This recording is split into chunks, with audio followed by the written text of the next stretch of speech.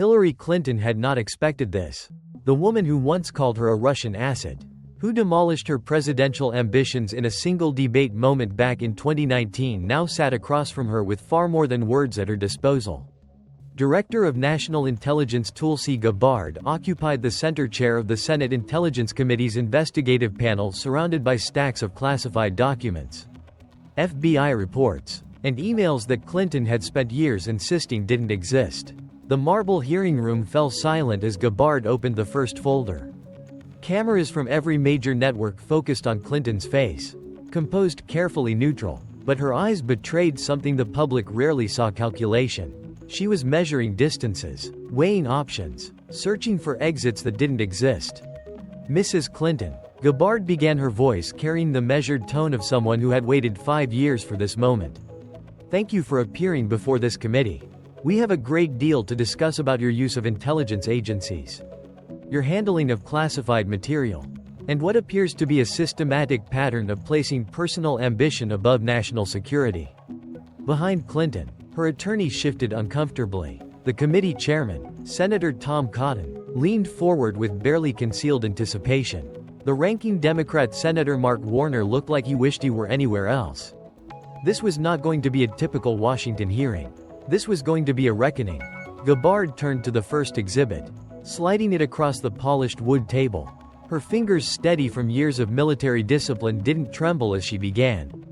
October 17, 2019. You appeared on a podcast and made the following statement about me, and I quote, "I'm not making any predictions, but I think they've got their eye on somebody who is currently in the Democratic primary and are grooming her to be the third-party candidate. She's the favorite of the Russians." Clinton's expression remained neutral, but her hands resting on the table tensed slightly. When pressed, Gabbard continued, "You clarified that you were calling me a Russian asset, a sitting member of Congress, an officer in the Army National Guard who served in Iraq. You labeled me a traitor to my country on national television. I never used your name."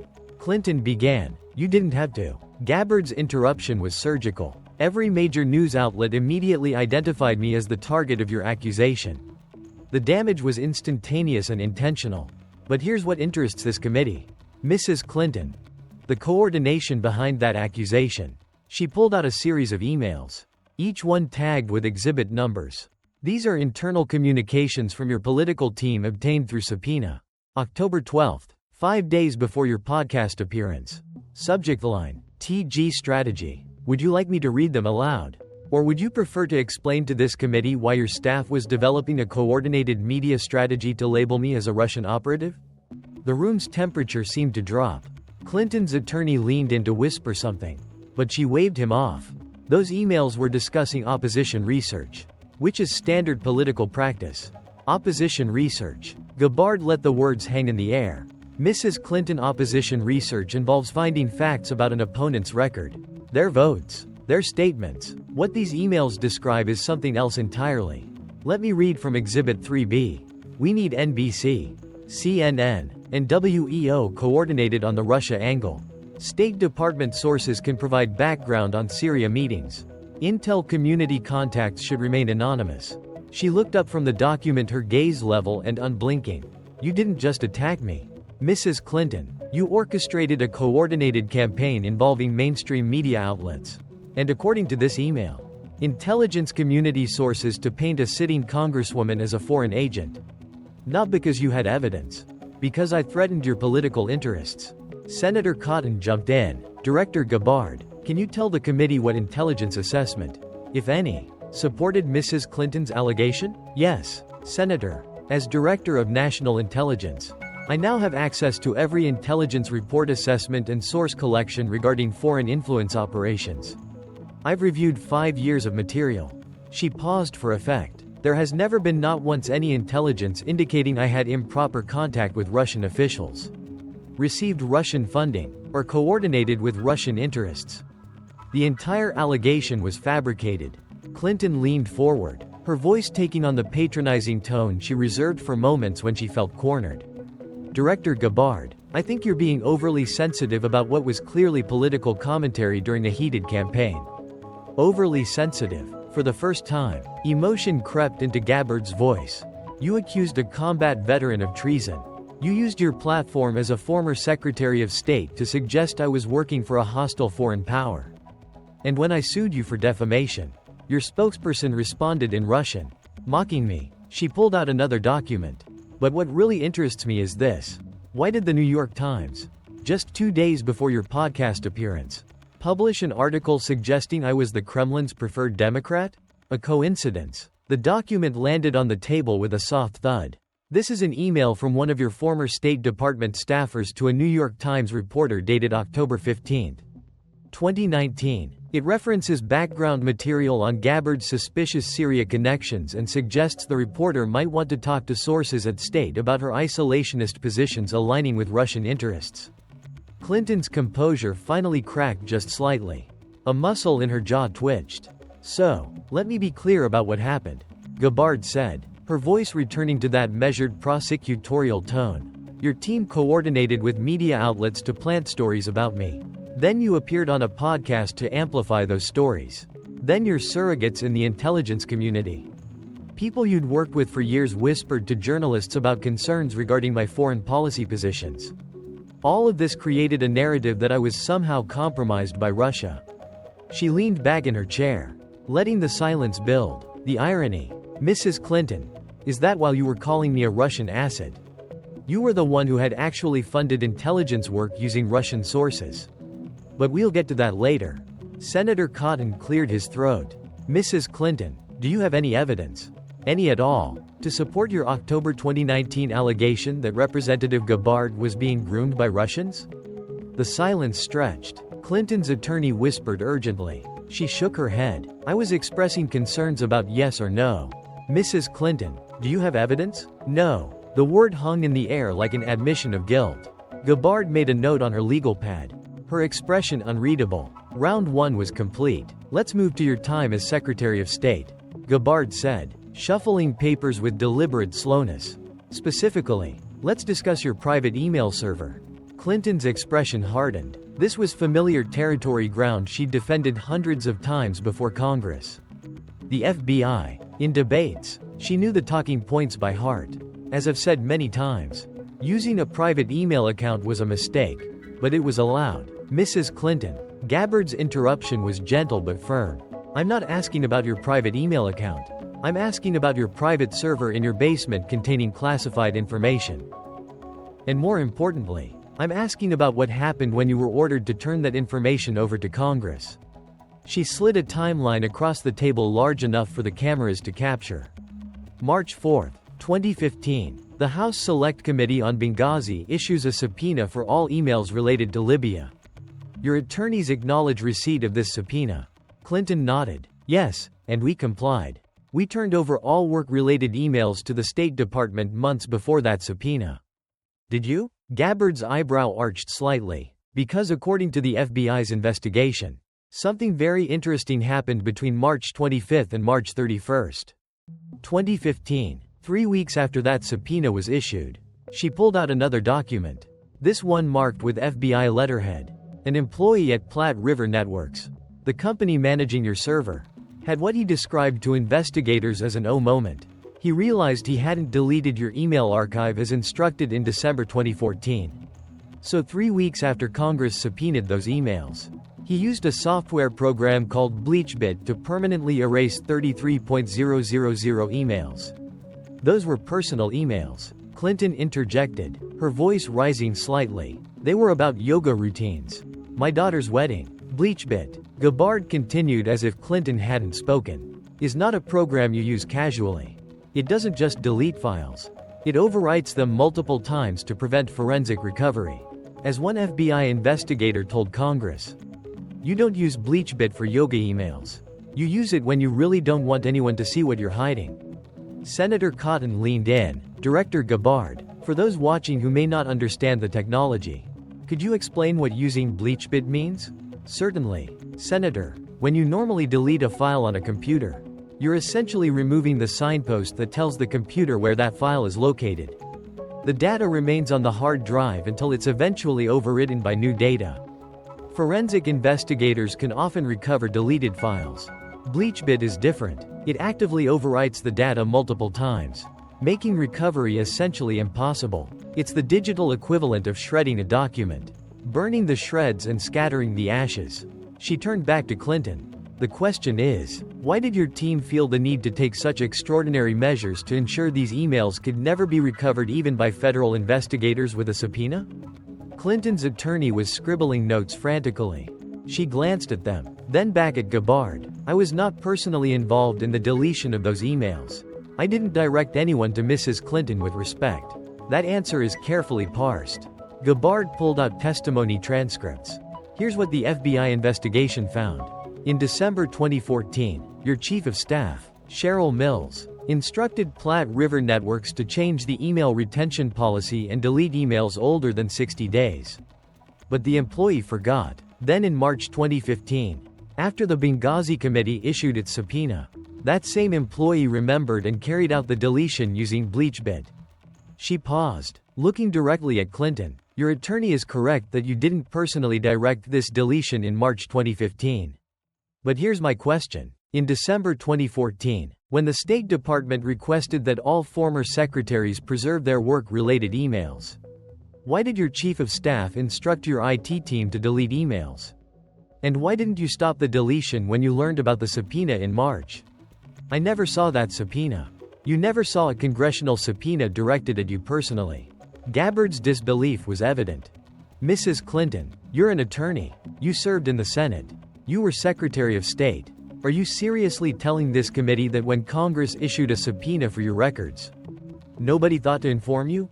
The silence that followed was damning. Senator Warner, the Democrat, who had been quiet until now, finally spoke. Mrs. Clinton, I think what troubles the committee is the pattern. It's not just the deletion. It's the private server in the first place. It's the 33,000 emails deemed personal and destroyed. It's the fact that the FBI recovered over 17,000 work-related emails from that supposedly personal batch. It's the use of BleachBit. It's the destroyed mobile devices. 13 devices. Gabbard interjected quietly. Some destroyed with hammers. Clinton's face flushed. That is a gross mischaracterization.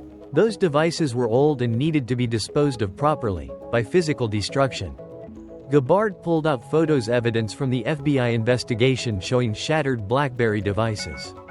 Mrs. Clinton, when I completed my service in Iraq and returned my military equipment, we had procedures for disposing of devices that had handled classified material. We wiped them using approved methods and turned them over to security personnel. We didn't take hammers to them. She leaned forward, her voice taking on an edge. But you know what really troubles me? The content of the emails we did recover. The FBI found 110 emails containing classified information that was classified at the time it was sent or received.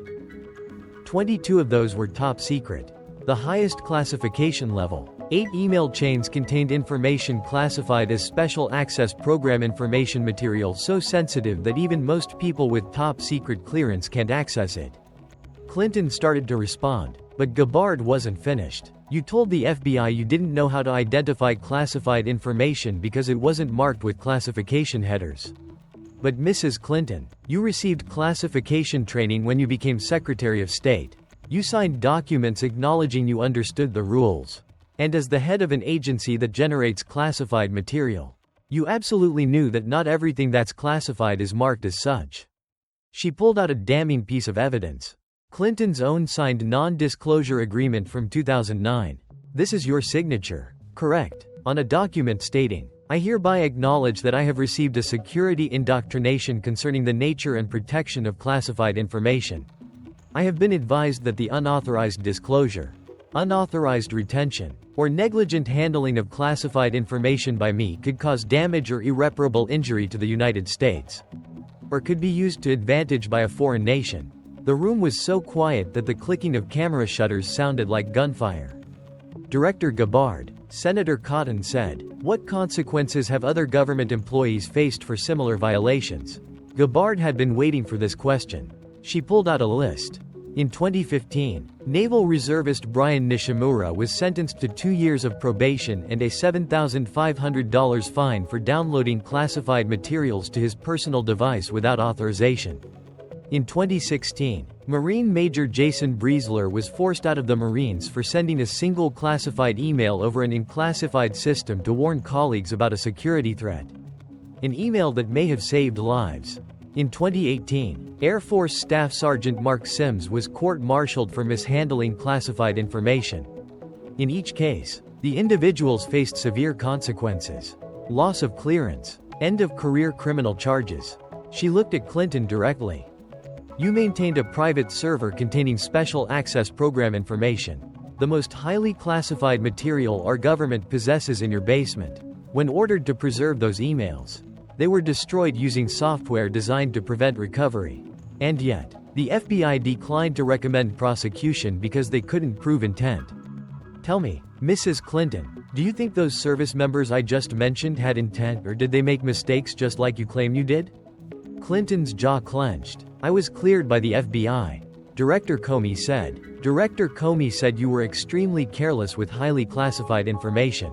That's a quote. He also said that if anyone else at the State Department had done what you did, they would face severe consequences. Another quote. Gabbard closed the folder in front of her. The FBI chose not to prosecute you. Mrs. Clinton, they had that discretion, but let's be clear about what the evidence shows. You set up a private server to avoid oversight. You conducted official State Department business on that server, including communications containing the nation's most closely guarded secrets. When Congress came asking questions, 1,000 emails were destroyed. When the FBI investigated, you claimed ignorance of basic classification procedures that every junior State Department officer understands. And when your story kept changing, you were never held accountable. She paused, letting her words sink in. The question before this committee isn't whether the FBI had enough evidence to prosecute. The question is whether someone with your pattern of putting personal convenience over national security should ever have been trusted with our nation's secrets in the first place. Clinton had no answer. Round 2 went to Gabbard. The afternoon session began with Gabbard pulling out photographs. Not documents. This time photographs. They showed a burning diplomatic compound. Smoke rising into a dark sky. September 11, 2012, she said quietly. Benghazi, Libya. 4 Americans died that night. Ambassador Chris Stevens, Information Officer Shaw Smith, and former Navy SEALs Tyrone Woods and Glenn Doherty. I want to talk about what you knew when you knew it. And what you told the American people. Clinton's expression shifted to one she'd worn many times before. Solemn, pained, rehearsed. Those deaths were a tragedy. And I've said many times. You've said many things. Mrs. Clinton, let's talk about what you knew. Gabbard pulled out a timeline. At 4:05 p.m. Washington time on September 11, 2012, you received an email from your staff. Subject: Update on Benghazi attack. The email states, Ansar al-Sharia has claimed responsibility. She looked up. Ansar al-Sharia is a terrorist organization. So at 4:05 p.m. you knew this was a terrorist attack. Not a protest. Not a spontaneous demonstration. A planned terrorist attack. The situation was fluid. Clinton began. Initial reports are often at 10:08 p.m. that same night. Gabbard continued. You sent an email to your daughter Chelsea. You wrote, and I quote, 2 of our officers were killed in Benghazi by an al-Qaeda-like group. So you told your family the truth. It was terrorism. She pulled out another document. The next day, September 12th, you spoke with the Egyptian Prime Minister. According to the transcript, you told him, we know that the attack in Libya had nothing to do with the film. It was a planned attack, not a protest. Gabbard sat down the documents and looked directly at Clinton. So, you knew it was terrorism. You told your daughter it was terrorism. You told foreign leaders it was terrorism. But what did you tell the American people? She didn't wait for an answer. On September 14th at Dover Air Force Base, as the flag-draped coffins of those 4 Americans were being carried off a plane, you told their families that the attack was caused by an inflammatory video. Tyrone Woods' father took notes. He wrote down your words. We will make sure that the person who made that film is arrested and prosecuted. The room was deadly silent. Even the reporters had stopped typing. You looked those families in the eye, Mrs. Clinton, and you lied to them while their sons and husbands were being brought home in coffins. You lied to them about how they died. And you did it because you had an election to win. Clinton's face reened. That is absolutely is it? Gabbard's voice cut through the objection. Because on September 14, your State Department authorized $70 in taxpayer money for advertisements in Pakistan denouncing the anti-Muslim video. You promoted the video narrative even though you knew it was false. You sent your spokesperson Susan Rice to 5 Sunday shows to repeat the video story. And when Congress started investigating, you stood before them and said, "And America will never forget this." What difference at this point does it make? She let the words hang in the air, knowing that millions of Americans remembered that moment. That cavalier dismissal of 4 dead Americans. It makes a difference, Mrs. Clinton, because those families deserved the truth. It makes a difference because the American people deserve to know that our diplomatic compound in Libya was underprotected despite more than 600 requests for additional security. It makes a difference because you pushed for the intervention in Libya that created the chaos that got those men killed. Gabbard pulled out another document. An email from 2011. This is from March 2011. You're discussing the proposed intervention in Libya. You're excited about it. You see it as a legacy-building opportunity. And then in October 2011, when Muammar Gaddafi was killed, you went on television and laughed. We came. We saw he died. You said, chuckling like it was a joke. She played the video clip. Clinton's voice echoed through the chamber. We came. We saw he died. Followed by her infamous cackle. That's not the sound of a diplomat concerned about regional stability. That's the sound of someone celebrating a political victory. But what happened after Gaddafi died? Mrs. Clinton, she didn't wait for an answer. Libya descended into chaos. It became a haven for ISIS and Al-Qaeda. It became a hub for human trafficking. The weapons we'd helped distribute to anti-Gaddafi rebels ended up in the hands of terrorists across Africa and the Middle East.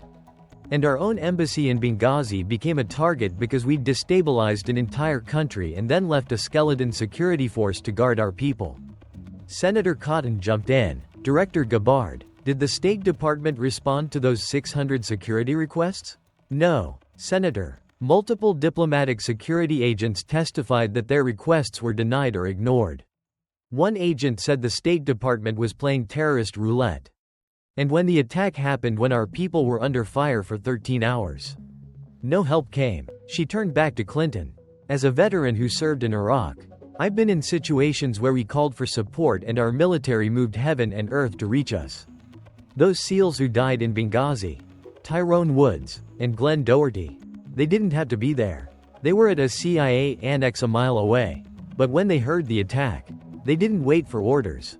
They grabbed their weapons and rushed to help.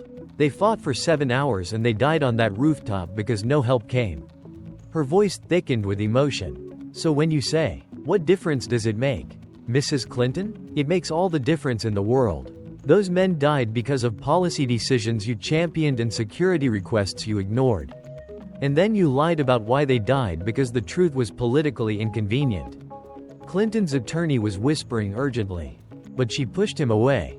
I deeply regret what happened in Benghazi, she said, her voice strained. But I did not lie. You stood next to flag-draped coffins and blamed a YouTube video you knew had nothing to do with the attack. What would you call that? No answer came. The silence said everything. Gabbard allowed a brief break before the afternoon session resumed. When Clinton returned to her seat, she looked older, more tired. The morning had taken its toll. Mrs. Clinton, let's discuss the Clinton Foundation. Gabbard began. Specifically, let's discuss the foreign governments and entities that donated to your family's foundation while you served as Secretary of State. Clinton straightened in her chair. The Clinton Foundation has saved millions of lives through its work on HIV/AIDS climate change. I'm not questioning the foundation's charitable work. Gabbard interrupted. I'm questioning the appearance and the reality of foreign governments buying access to America's chief diplomat. She pulled out a chart showing donations from various countries. Between 2009 and 2013, while you served as Secretary of State, the Clinton Foundation received millions of dollars from foreign governments. Saudi Arabia between $10 and $25 million. Qatar between $1 and $5 million. Kuwait between $1 and $5 million. The United Arab Emirates between $1 and $5 million. She looked up. These are not countries known for their commitment to women's rights or LGBTQ equality causes your foundation claims to champion. So why did they give? They gave to support the foundation's humanitarian work.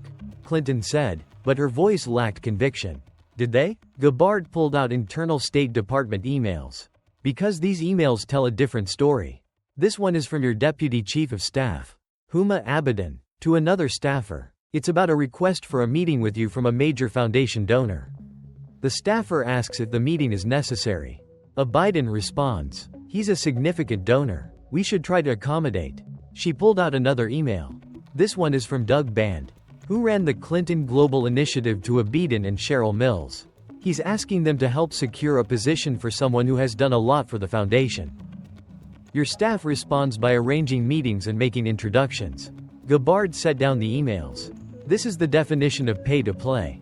Mrs. Clinton, foreign governments and wealthy individuals gave money to your family's foundation, and in return they got access to you and your staff at the State Department. Senator Cotton leaned in. Director Gabbard, can you give the committee specific examples of decisions Secretary Clinton made that may have benefited foundation donors? Yes, Senator. Let's start with Russia. She pulled out a thick file. In 2010, a company called Uranium One, which controlled about 20% of America's uranium production capacity, was being acquired by Rosatom, the Russian state nuclear agency.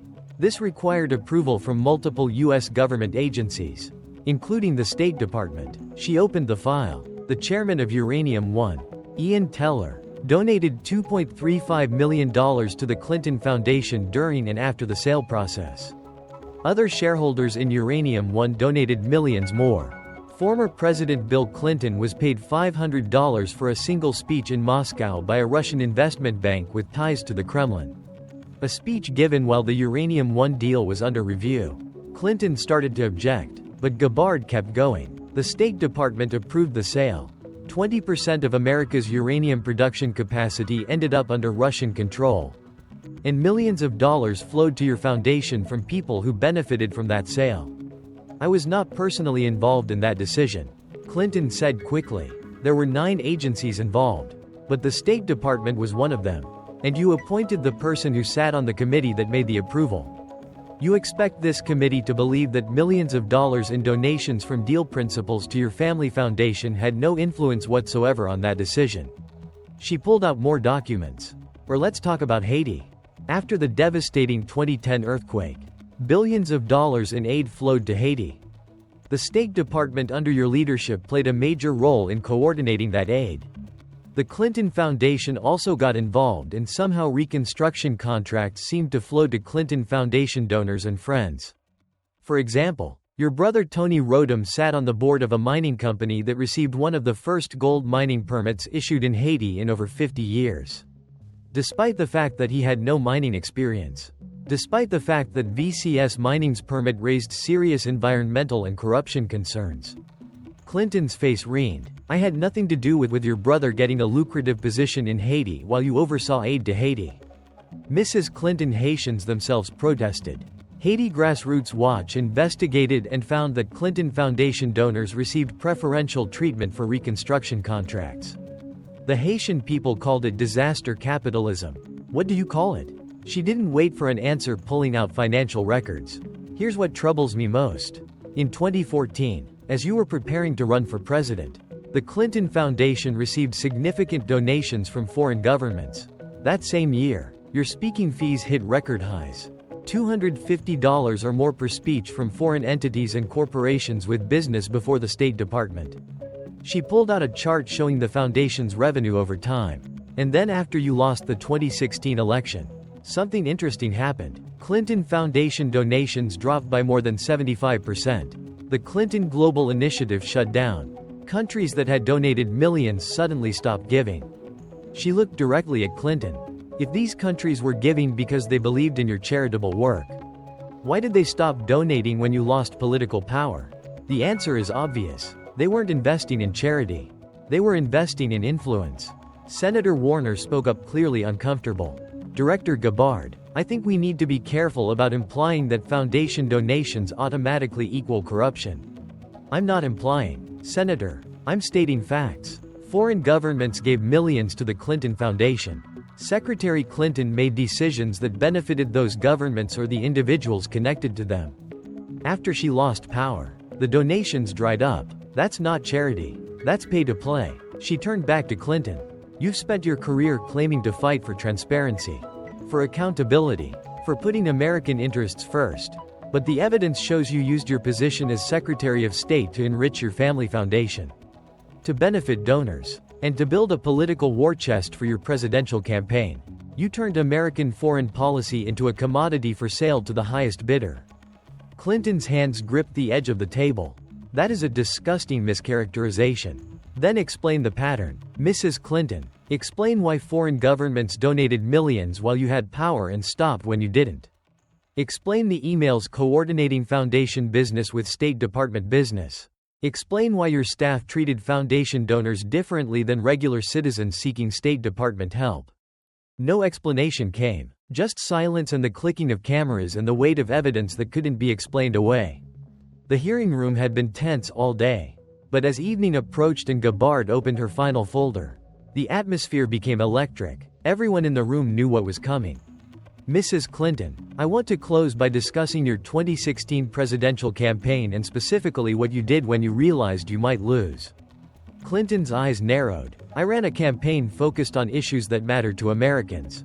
You funded the creation of a false dossier, alleging that Donald Trump was compromised by Russia.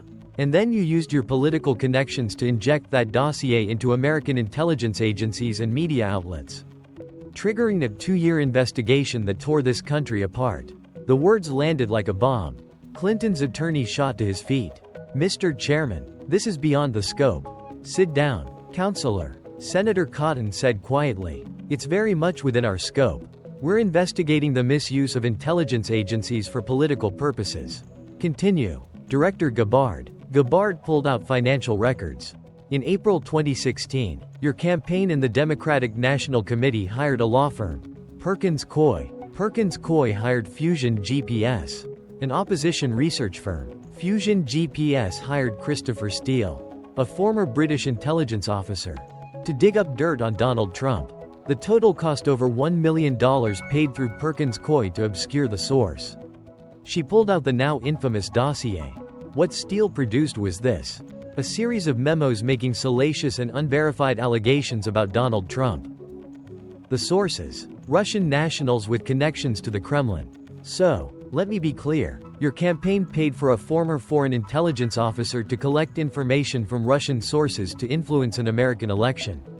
Clinton started to object, but Gabbard raised a hand. I'm not done because what happened next is even more troubling.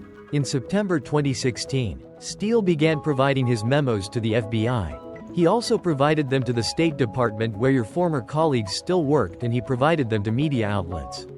All while your campaign was funding his work. She pulled out FBI documents newly declassified.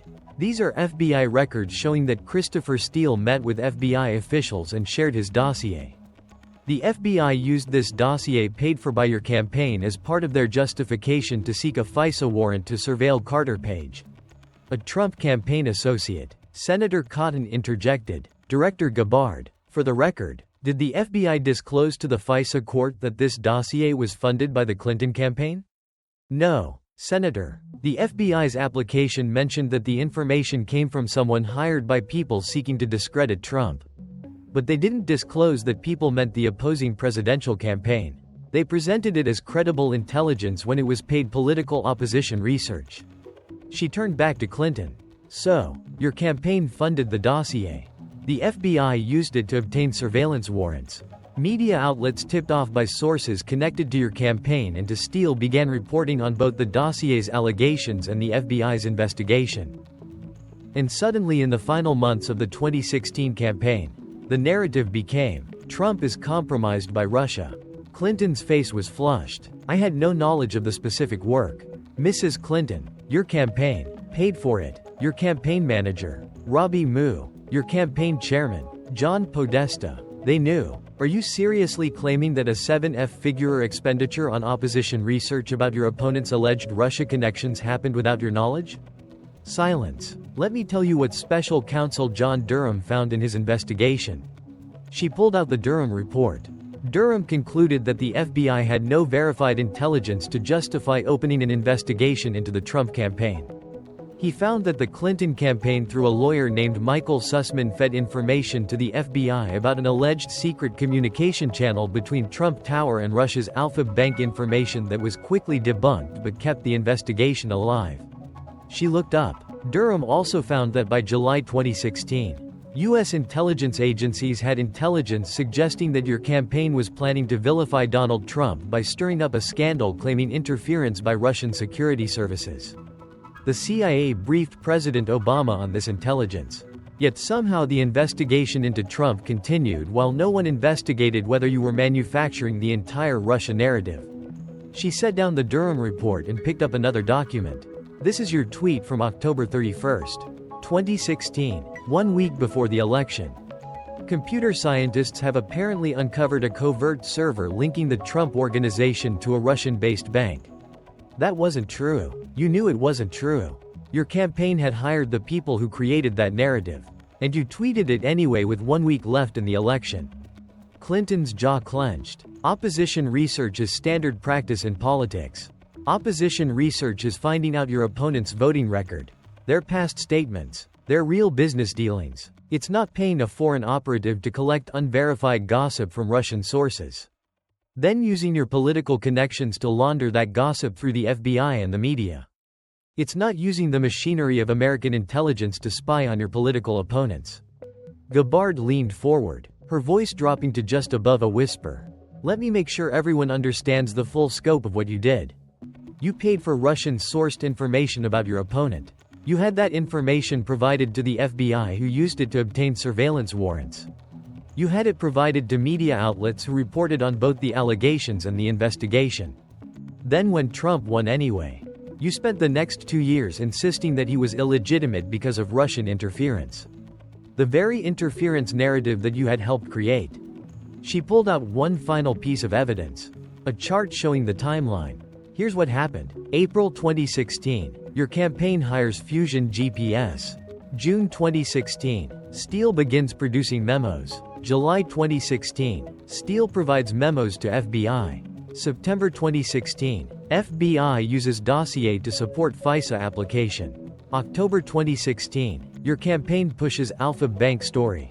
January 2017, BuzzFeed publishes the full dossier.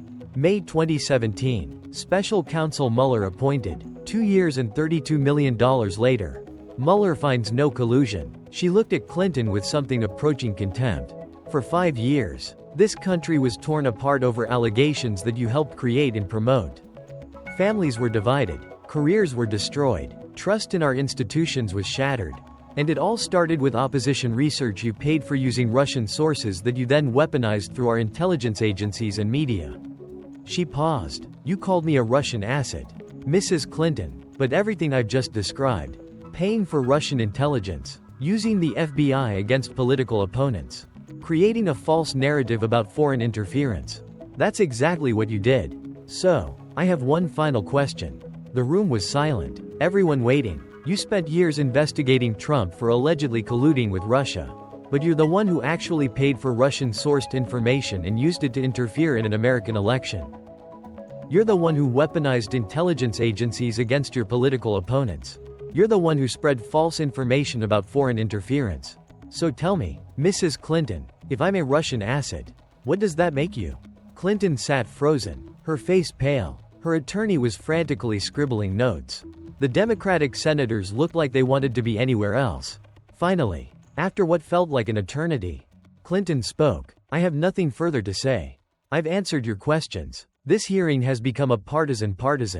Gabbard's laugh was bitter. Mrs. Clinton, everything I've presented today is documented in FBI reports, congressional investigations, special counsel findings, and your own emails. These aren't partisan allegations. These are facts. Senator Cotton cleared his throat. Mrs. Clinton, this committee will be referring this matter to the Department of Justice for review. We will also be issuing a report detailing what we've learned today. You're dismissed. Clinton stood, her movements stiff. She gathered her papers with shaking hands. As she walked toward the door, not a single reporter called out a question. They were too stunned. Tulsi Gabbard remained seated, organizing her files with the methodical precision of a soldier completing a mission. She had waited 5 years for this moment. 5 years since Clinton had called her a Russian asset. 5 years of being smeared, sidelined, dismissed, and in one day, she had systematically dismantled the reputation of one of the most powerful women in American politics.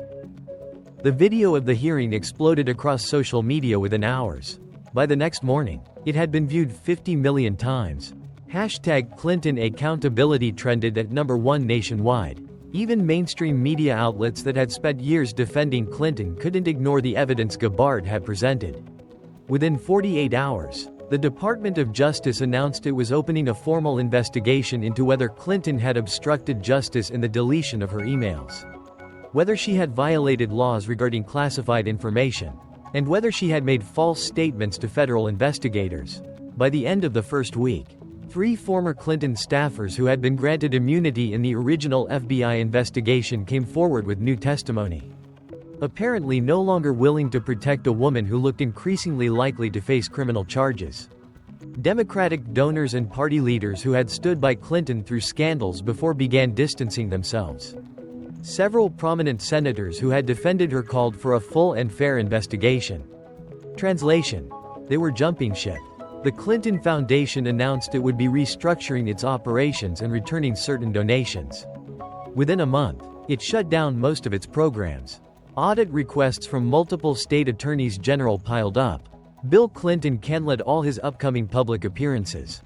Hillary Clinton's speaking engagements, already sparse after her 2016 loss, disappeared entirely. The Clintons retreated to their home in Chappaqua, surrounded by lawyers. A month after the hearing, a federal grand jury was impaneled in Washington, D.C. Witnesses began testifying. The investigation was real, comprehensive, and unlike the FBI's 2016 review, it appeared to be treating Clinton like any other subject of investigation rather than a political figure too powerful to prosecute. Polling showed that 68% of Americans believed Clinton should be fully investigated. More surprisingly, 41% of Democrats agreed, a sign that even her own party was tired of defending the indefensible. But perhaps most significant was what the hearing revealed about the broader corruption in Washington. Gabbard hadn't just exposed Clinton. She'd exposed a system where powerful politicians used intelligence agencies as political weapons, where foreign governments could buy access through charitable donations, where classified information rules applied to everyone except the elite, where lies could be maintained for years through compliant media. The hearing became a watershed moment, not because Clinton would necessarily face prosecution. Washington had a long history of protecting its own, but because for the first time in decades, someone had stood up and methodically, systematically, undeniably proven that the emperor had no clothes. 3 months later, the investigation continues. Multiple Clinton associates have testified before the grand jury. The Justice Department has indicated that charging decisions will be made based on the evidence without regard to political considerations. Whether Clinton will ultimately face criminal charges remains to be seen. Washington's track record suggests that even overwhelming evidence of wrongdoing by powerful political figures rarely results in prosecution. But one thing has already changed. Hillary Clinton's political career is over. Not ended by voters, but by facts. Not destroyed by partisan attacks, but by her own documented actions. And Tulsi Gabbard, the woman Clinton tried to destroy by calling her a Russian asset, had been the one to bring those facts to light. When the hearing ended, as Clinton shuffled out of the room in silence, Tulsi Gabbard sat alone at the witness table, methodically placing each document back into its folder. A reporter later asked if she felt vindicated. "This was never about vindication," she said. "This was about accountability. For too long, we've had a two-tiered system of justice. One for the powerful and one for everyone else. We've had politicians who lie to the American people, who mishandle our nation's secrets, who use their offices for personal enrichment, and who never face consequences." She closed the last folder and looked directly into the camera. What happened today wasn't personal. It was necessary because no one, no matter how powerful, no matter how connected, no matter how many times they've gotten away with it before, is above the law. As she walked out of that hearing room, past the empty chair where Hillary Clinton had sat for 7 hours, past the reporters still too shocked to ask questions, past the senators who had watched one of their own systematically dismantled by facts and evidence, Tulsi Gabbard represented something America desperately needed.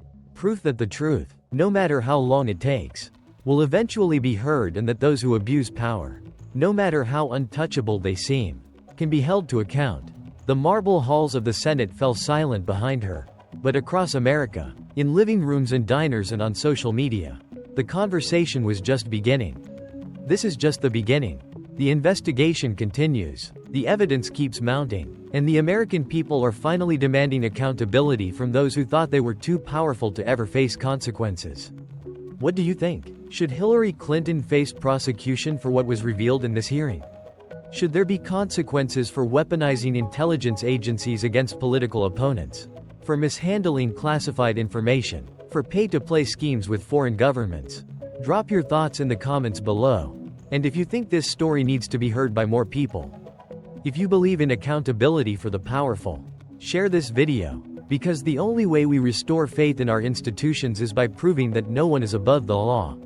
Subscribe to this channel for more stories that expose what the establishment doesn't want you to know. Because the truth matters, facts matter, and justice, no matter how long delayed, must ultimately prevail. The marble halls remember everything, and eventually everything comes to